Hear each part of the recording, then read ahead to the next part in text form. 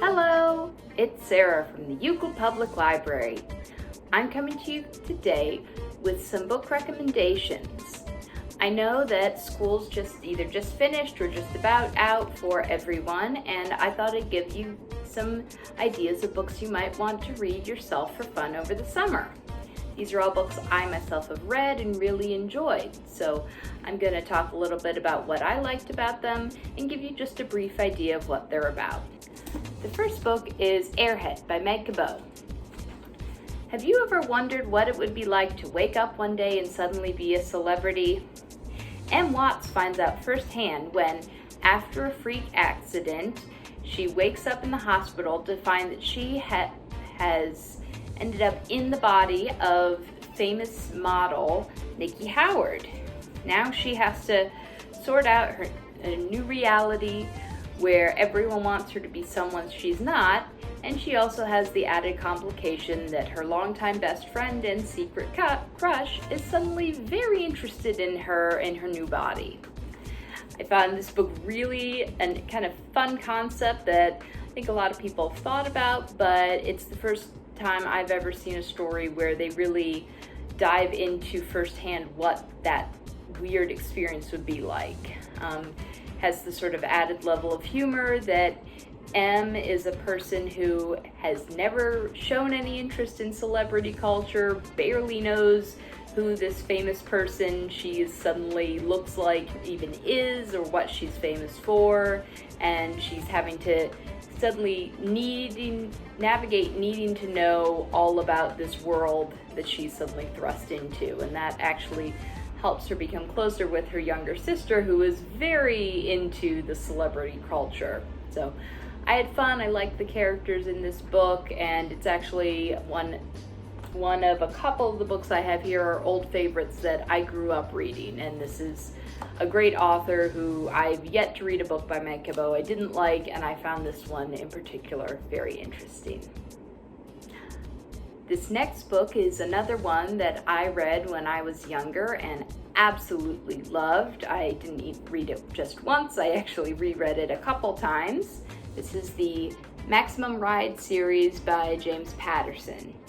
Now, this book I'm holding is actually the second book, but I'm using this one to show that this is originally written as a normal novel, but was then also adapted into a manga series. So if you are more fond of reading graphic novels and manga, this is still available to you. This book is about Max and her sort of ragtag family of children who have all escaped a illegal genetic experimentation lab, and the particular experiments they were involved in resulted in them having wings grafted onto their bodies, so they have the ability to fly, as well as some other abilities that are individual to themselves that you find out about later.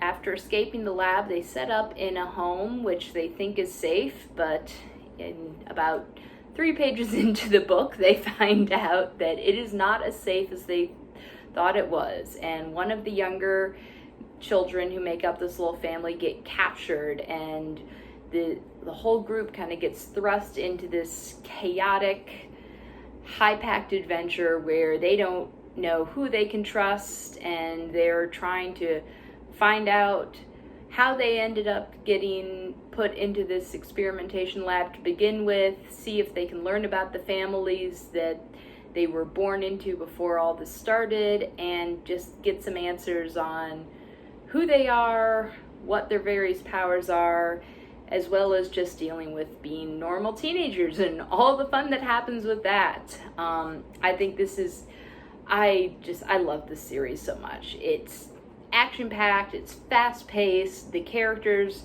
all seem very real, and a lot of them are really funny, and there's just great dialogue and interactions between them. You get a real strong sense of family between the kids, and the Max and the other oldest of the kids, who calls himself Fang, have to deal with this really difficult position of sort of being the parents of their small family because they are the oldest, but at the same time they're still like 14 and 15 years old, maybe one of them 16. I'm having a little trouble remembering now, but they're still very young, and it's really hard. They really get into how difficult it is for them to bridge that gap. I really recommend these books. I think they are great, and it's a fun, interesting sci-fi adventure. Okay, this next book is a graphic novel called Sleepless. The author is Sarah Vaughn. I actually just finished reading this earlier this week, and I think the highest recommendation I can give for it is that this is the first of a 2-volume series, and the second volume is available on Hoopla. We don't have a physical copy in the library at the moment, but you can get it for free through Hoopla. So Sleepless is a fantasy story. It takes place in an interesting world. It's sort of, I think actually the only criticism I would say is that it is that sort of generic Western European fantasy type feel right at first, but the deeper you dive into the story, the more you see the ways that the author has changed up that typical world. There are people called Sleepless who they serve as knights, and they take a vow to never sleep. They can somehow magically give up their need for sleep so that they can always be on guard for members of the royal family. There's a lot of dialogue in the story that hints at the people's ability to change the way they move through time in general, that perhaps they can take time from the end of their lives to heal injuries, and there's a lot of interesting implications about how that works. This story is mainly about this woman here, whose name's Poppy. She's the illegitimate daughter of the king of the land who just died, and as her uncle takes the throne, Poppy's place in the court suddenly really changes and becomes very uncertain.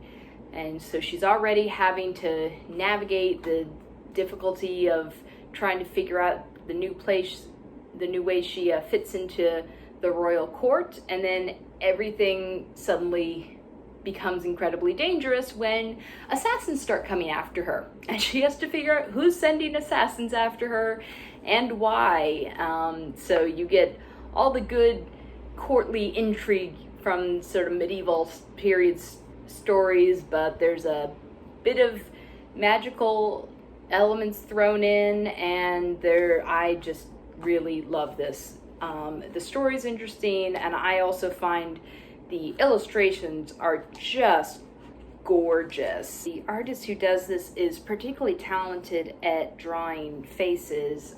Just for example, like this illustration right here, I mean, they're not even having to use words in these couple of panels, and you can see exactly what's going on. I don't think you even need the context of the rest of the story to see what they're trying to convey there, and I was really impressed. And they actually tell quite a bit of the story with character silences rather than dialogue. I was really impressed, and I am so looking forward to being able to see what happens next. The next book I have here is Lifestyles of Gods and Monsters by Emily Robertson. This is still a relatively new book.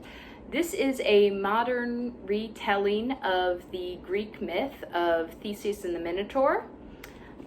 But the fun twist I really enjoyed is that it is told as if in this modern imagining, Greek royalty and the famous Greek heroes we know from the legends are essentially the Kardashians.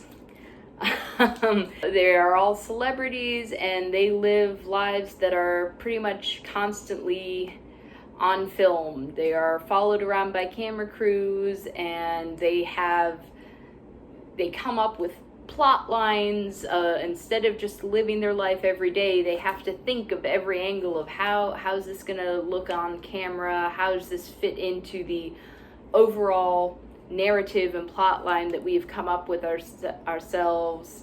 And the most important aspect of their year and the highlight of their TV show every season is the Labyrinth contest. So if you know anything about the myth of Theseus, it is that the highlight of his story is when he goes into the labyrinth to fight the Minotaur. That happens in this story, and it doesn't just happen on where he goes on his own. Oh no, it's a reality TV show. Everyone is watching all the time. There are ratings. You can vote for who you think is going to be most successful in getting through the labyrinth and slaying the Minotaur.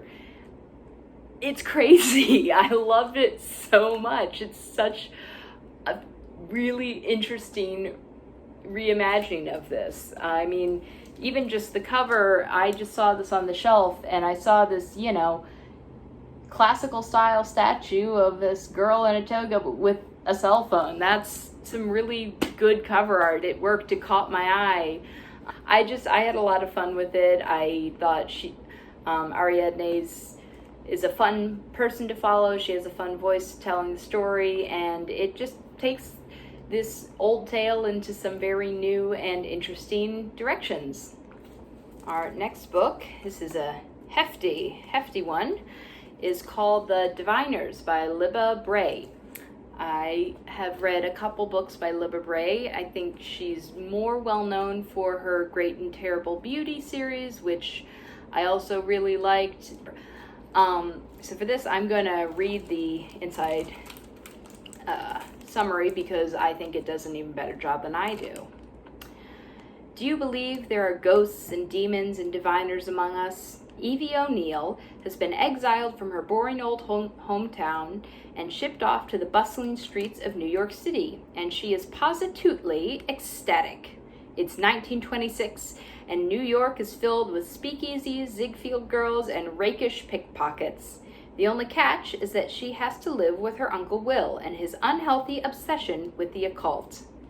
Evie worries he'll discover her darkest secret, a supernatural power that has only brought her trouble so far. But when the police find a murdered girl branded with a cryptic symbol,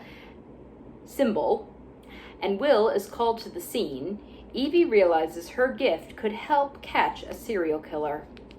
As Evie jumps headlong into a dance with a murderer, other stories unfold in a city that never sleeps.